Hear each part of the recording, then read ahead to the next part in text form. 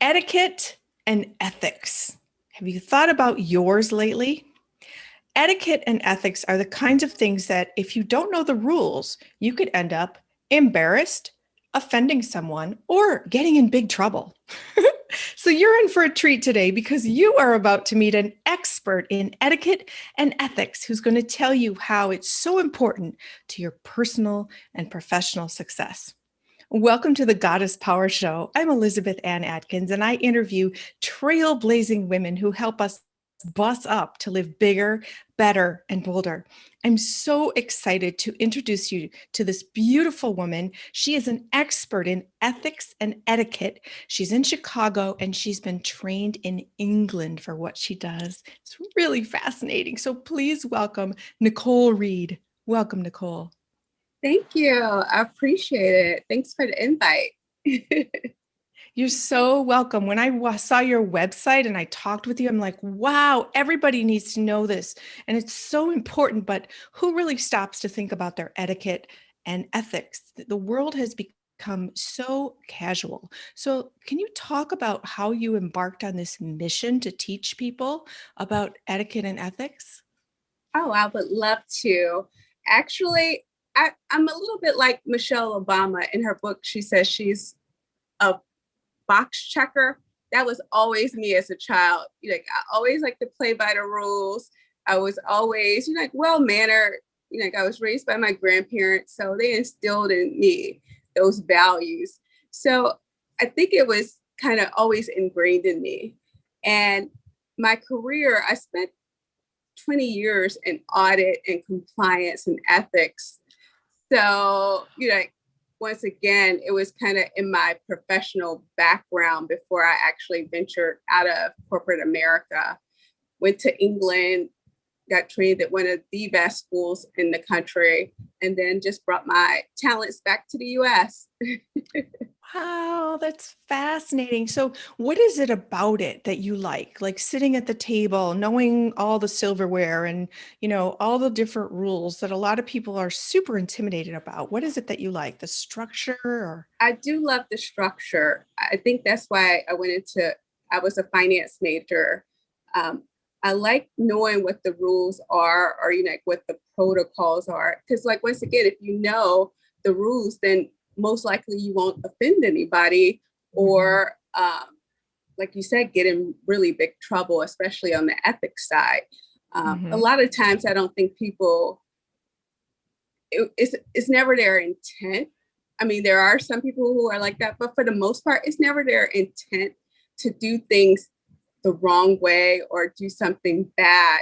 I think a lot of times it's a split decision, and sometimes they genuinely do not know that it was right or wrong.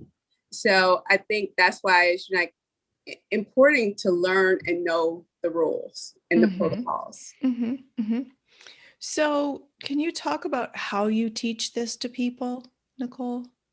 A lot of times, it's usually in smaller groups or one-on-one, because when you get into the topic of ethics and etiquette, it's very personal. I think a lot of people may be embarrassed, especially if they're telling real life situations that happen to them. Mhm. So in larger groups, sometimes it could be a little bit more intimidating for a lot of Mhm. people. Mhm. So it's sometimes nice to do it in small groups, maybe amongst friends or family, or one-on-one, so people can Mhm. get the full experience and can ask any question they like. Hmm. I love it. I love it.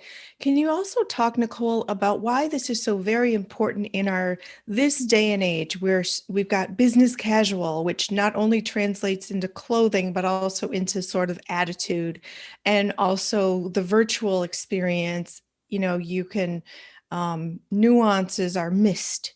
And so why is it so important in this day and age to have excellent etiquette and ethics? Yeah, it's the whole social media landscape is a game changer when it comes to etiquette and ethics. You have people who, I guess, because they're anonymous, they feel like they can, bully or, make comments they wouldn't normally even make in person.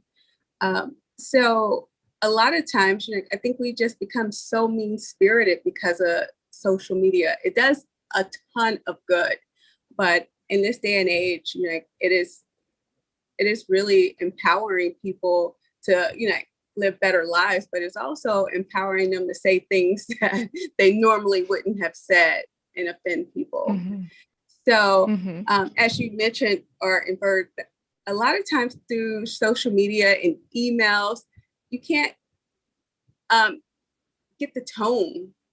So a lot of times, that's why you have to be very deliberate when you're communicating online or virtually.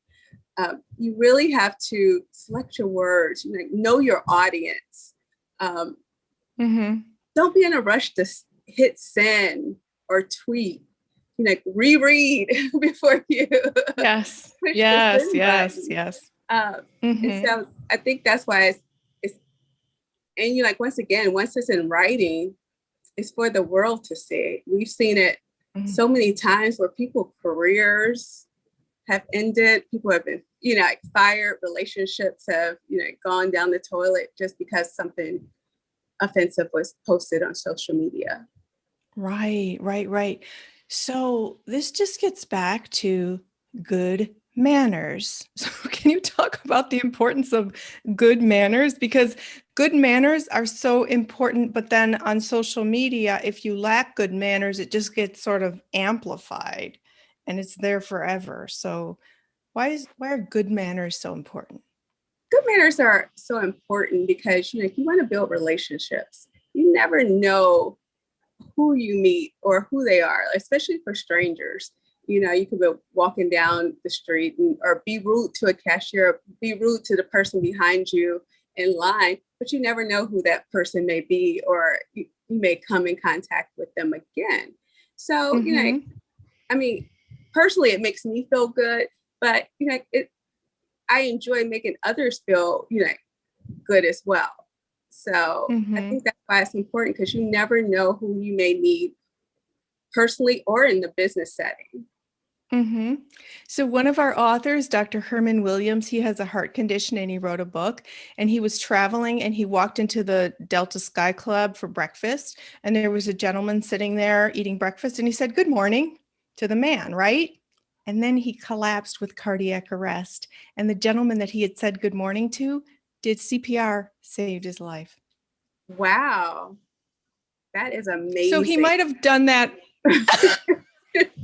He might have done that if he hadn't said good morning, but still, you know? He probably went the extra mile because of that. Right. Yeah, so you never underestimate the value of good morning. But you know what, Nicole, if someone doesn't say thank you, if you hold the door for them, or they don't say please if they ask you to do something, it really annoys me. And it's like a withdrawal from the bank of respect in my book. You know what I mean? Yeah, I totally agree with you, because it's hard just even going outside sometimes. For instance, self-awareness. When you're going down the aisles, there's people blocking the aisle on their phone when they're checking out, not even paying attention to the cashier, didn't even acknowledge them, like they're not even there. Mm-hmm. They're too, people are multitasking and not giving people the attention they deserve. So it's the social skills and the disconnect. I think it's breaking down relationships and just general human behavior. Yeah. And then when you speak up, it causes a whole nother issue. Even if you're dating someone and you're at dinner and they're texting or whatever they're doing on their phone, and you say something, it causes an issue. But why are they on the phone in the first place? Like, why do you have to even say something? So here's where your role comes in, where you teach people don't do that, right?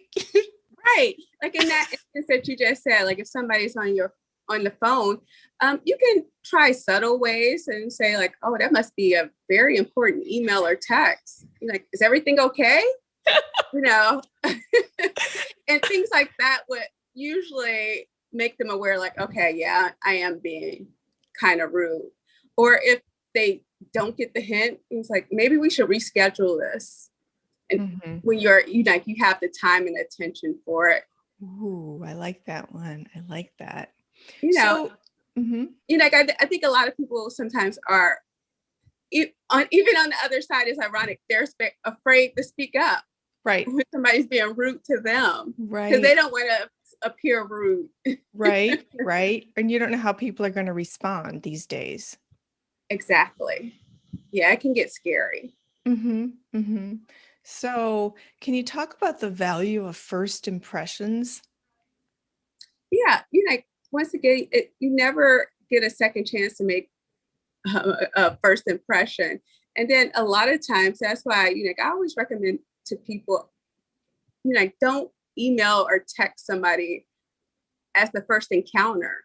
Maybe give them a call or set up a Zoom so you have that initial rapport. Yes. You can kind of know their personality so that when they're texting an email, you can be like, okay, I know that's a joke. Or now that I've, you know, spoken with this person, I know, you know, he's more serious. So I know how to set the tone of this email. He doesn't really like chit chat and, you know, like things like that. So let me get to the point.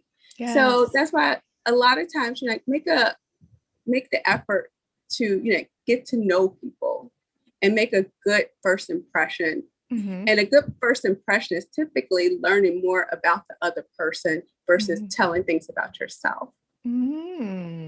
Okay. I love that. That's really, really powerful. And why is it so very important in business to have excellent etiquette and ethics? Yeah, business, you know, there's a ton of minefields in the business because a lot of times, you know, when with the ethics and etiquette, you know, you can really get into trouble as far as, you know, what you say to your friends outside of work may not be, you know, water cooler conversation you want to have. And so a lot of times, you know, like, once again, you need to have a sense of self-awareness, you know, some type of cultural, you know,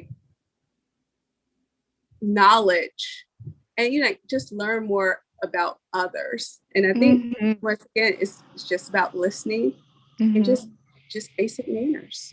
Yes, you know what this is reminding me, Nicole, that it really comes down to a personal responsibility to learn what are the rules of etiquette and ethics. So can you please define what those two words really mean? Yeah, a lot of times, you know, with ethics, you know, it's and etiquette. A friend of mine, it's funny that you mentioned that because he was like, why do you do both? And it's because I think they actually are kind of married to each other. Ooh. You know, they're not the same, but they're kind of like in the same household. They have a bond because a lot of times, you know, even if you do what's right, it may not be polite, or vice versa. You know, you may be polite, but it may, you know, be ethically wrong. So, you know, it's that really thin line. It's almost like you had mentioned the work example, you know, with open space, you know, you hear people, you know, having these inappropriate conversations, or, you know, not respecting everyone else's personal space. And like somebody had joked, it was like, that person probably microwaves fish at the office or something to that. You know, that's not something that would be in like a rule book, but you would think that, you know, someone would have, you know, the self-awareness not to do something like that, to invade other people's, you know, space with that smell, with sounds and things like that. So, you know, ethics is usually, you know, a little bit more cut and dry because, you know, like there's rules and regulations or laws that kind of dictate what good ethics are. For instance, let's say if you see someone drop their wallet, for example, you know, you have no obligation from the law to say, oh, you dropped your wallet. But ethically, you know, you shouldn't pick it up and start spending money out of it. But the polite, but the correct ethics would be to actually notify the person, like, oh, excuse me, sir, you dropped your wallet. Right. Okay. So it's really all about rules, but Yes, there's some of them. Hmm? some are unwritten, some are clearly defined, and in ethics, they're typically more clearly defined. And etiquette, it's like, how do you learn etiquette if nobody, like your grandparents taught you, but what if nobody taught you? How do you learn it? A lot of times, like sometimes even I, I'm a work in progress, and growing up, I look back at pictures. I was like, what was I thinking? You know, what was I wearing? That was not appropriate. Oh, wow. And so sometimes, you have to find maybe a mentor or some type of training, or if, for instance, in business, if there's somebody whose position you kind of want to obtain one day, maybe set up lunch with that person and kind of get helpful hints and ask them to be as honest as possible. Like, I want to get to where you are one day. And so, they probably have some really wonderful nuggets of knowledge to impart. Like, okay, how did I present myself to you? What do you think about what I'm wearing? Are there any unwritten rules of this company that I need to know? So that's what, is find somebody, like a support system within your organization to help you navigate those, waters. I love that. So your training, the way you learned how to navigate, you went to England. Can you talk about it? Because everybody watching, please go to her website. I will put it in the description box. She has all these beautiful photos of having tea and wearing these gowns, and it's just so fun. It's beautiful. I love your website so much. I was like, wow. And what you do seems so unique. And so that's why I'm thrilled that you're here today, Nicole. So tell us about your whole experience of going to England, please. Yes, I loved it. I actually went to a school called the English Manor, and the instructors were the best in the business, just top notch.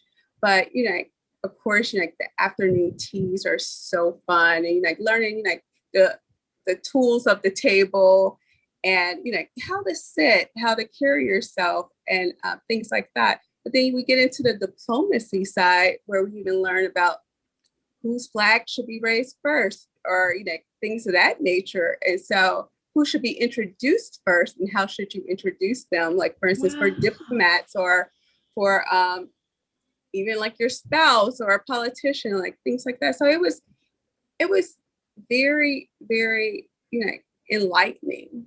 But once again, even if you don't have the knowledge on what fork to use, or, how to, cross your legs, being nice sometimes makes up for the lack of knowledge of the rules. Wow. Is it okay to ask if you're at the table and there's like 3 glasses in front of you and you're like, which one should I use?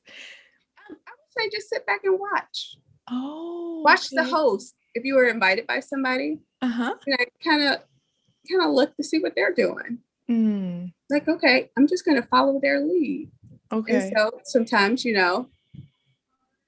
that's, because these days there's all types of nouveau cuisine, and if you've been here in Chicago, if you go to places like Alinea, where you're there, it's like a volcano coming out. You're like, okay, how do I eat this? I was never taught how to do this. So sometimes we even ask the server, wow, like, interesting. what is the best way to kind of dig into this? Because if you ever watch like Top Chef and all of those, these creative cuisines, once again, just ask the server, like, how should I tackle this? Wow, fascinating. Okay, let's talk about when you're on a date and your date doesn't have good manners or etiquette. Oh my gosh. Like, if they take the serving bowl and they start eating, they pull it over and start eating out of it, or worse yet, they put it on their lap. That's a true story. So yeah, what do you do? Just run out Or, screaming. No, I'm just what'd kidding. you say? I said just run out screaming. Or they start smacking their food, or, oh my goodness. Those Oh are yeah. just, hmm. Yeah. Make sure you don't order dessert. Get out there, get out of there as quickly as possible. Because you really can't teach somebody in that short amount of time. You're gonna have to grin and bear it, get to the date. But if they ask, like, just give honest feedback. Oh yeah, yeah. But during the time, you just have to go ahead and take one for the team. It's so interesting because etiquette is one of those things that you notice when someone lacks it. You know, of course you're impressed if someone is very polite and they do all the things right at the table, etc. But when someone really lacks it, like they don't hold the door, they don't help you with your coat, they don't do all those little tiny things that just indicate they are polished, it really, really stands out if you're used to that type of environment. So if people come to you, Nicole, do you have like a checklist of men and women's behaviors that they need to incorporate into their daily protocols? Yeah. And to go back to what you said, it's funny, one of my former companies, they were working with, different ad agencies.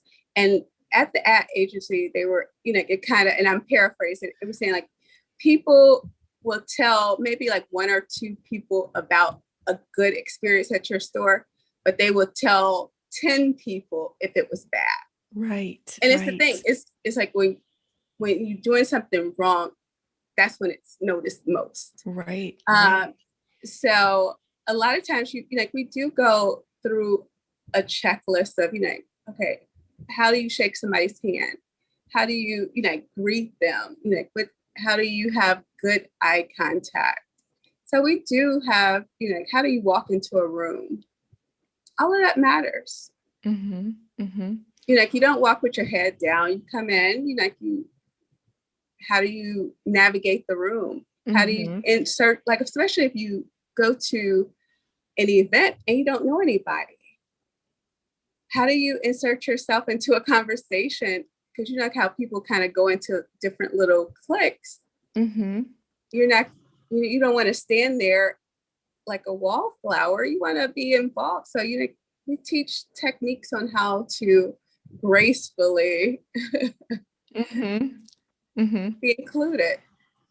And then what do you recommend? Individual or group coaching? What has more impact? I think both can have good impact. Like, for instance, when I went to London to be trained, a lot of times when they do even when they're training people to be trainers, they do it one-on-one. But this time it was a group of 4 of us. And actually, I love being in the group. I didn't want the one-on-one. I wanted to be in a group of like-minded professionals. And to this day, we're in touch and there's a camaraderie there. And I think it's up to your personality style. If you're a little bit more shy, it may be better to maybe do one-on-one. But if you want a connection to others, you want to build your network, and you find some comfort in people at the same stage you are, then maybe a group would be better. A lot of times in a group coaching experience, Nicole, do you find that one person's question helps everybody? Yeah. Oh, definitely. Because like someone is always scared to ask, but then there's always a brave person who yeah, I love it. Ask.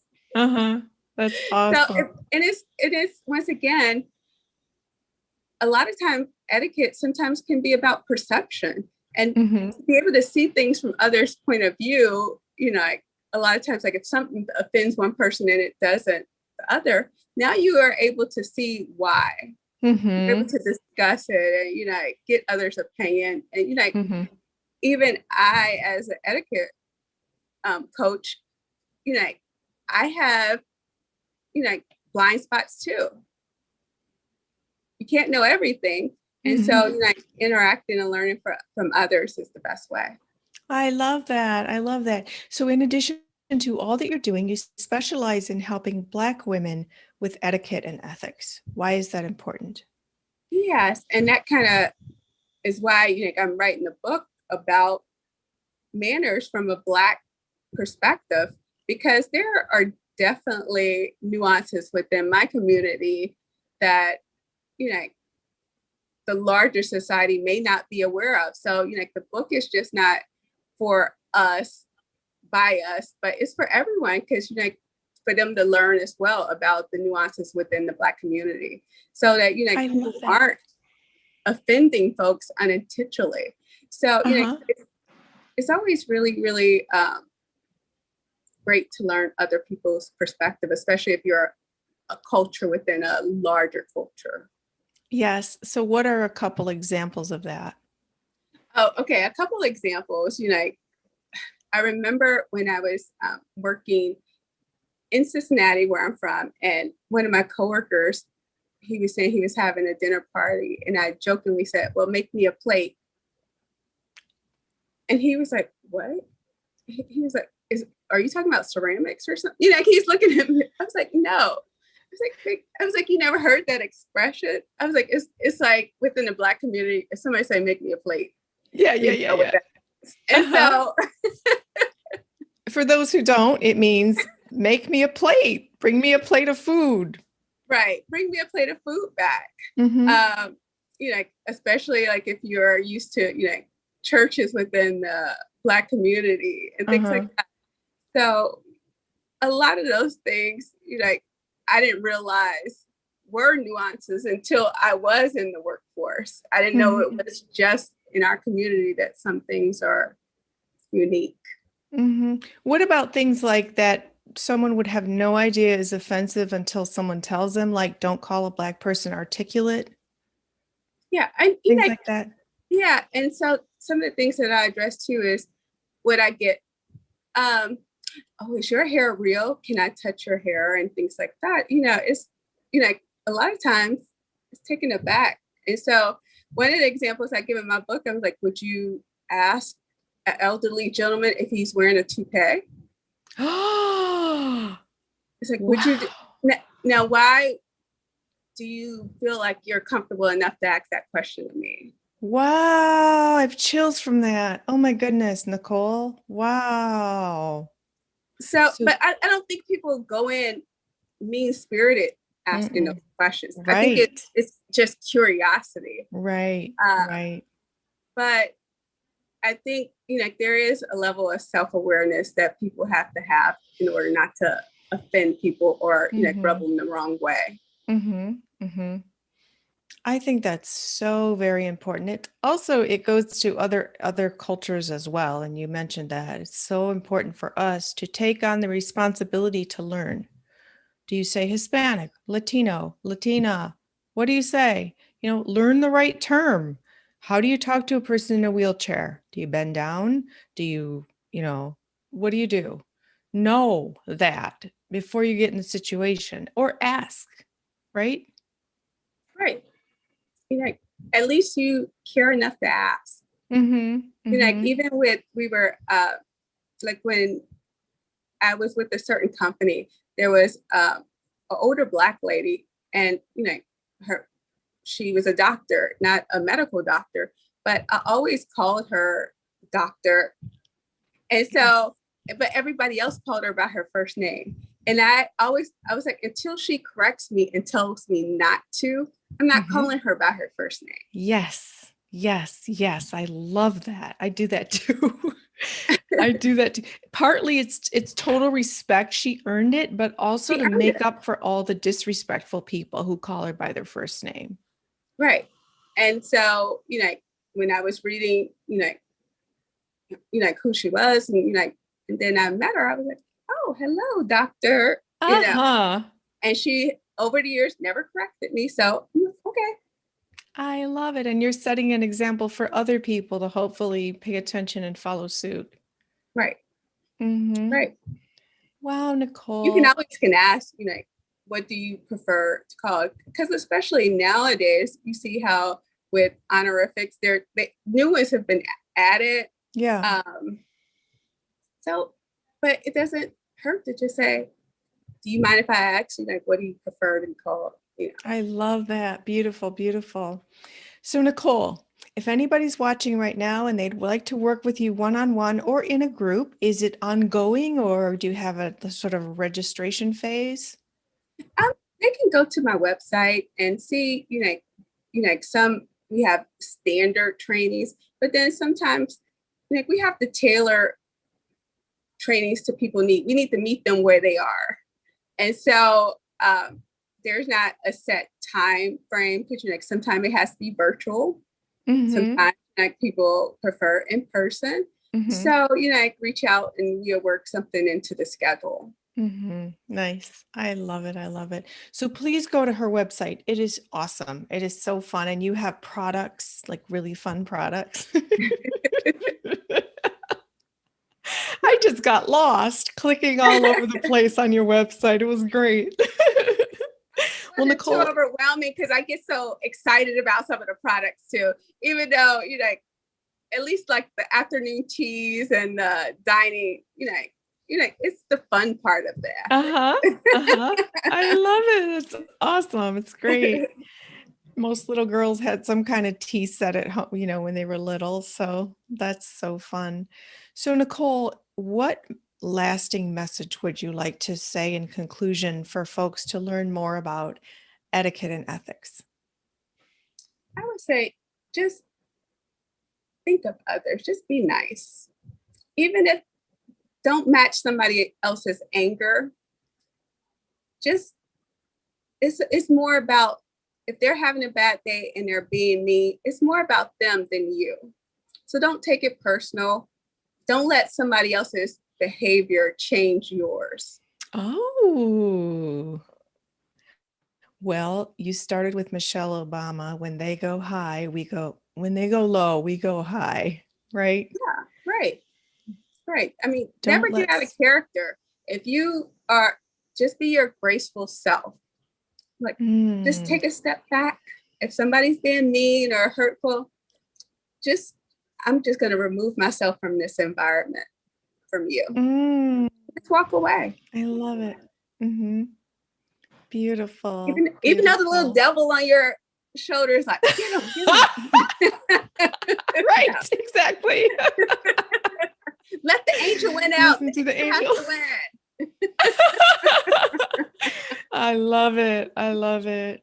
Well, Nicole Reed, it has been an absolute delight talking with you today about etiquette and ethics. So I want to thank you for joining me here on the Goddess Power Show and sharing your wisdom and your fascinating expertise with all the viewers who I hope are feeling inspired to go learn and possibly work with you to level up their own ethics and etiquette. Thank you. I appreciate the invite, and this has been so much fun. Yay. Awesome. Oh, you're so welcome. You're so welcome, Nicole.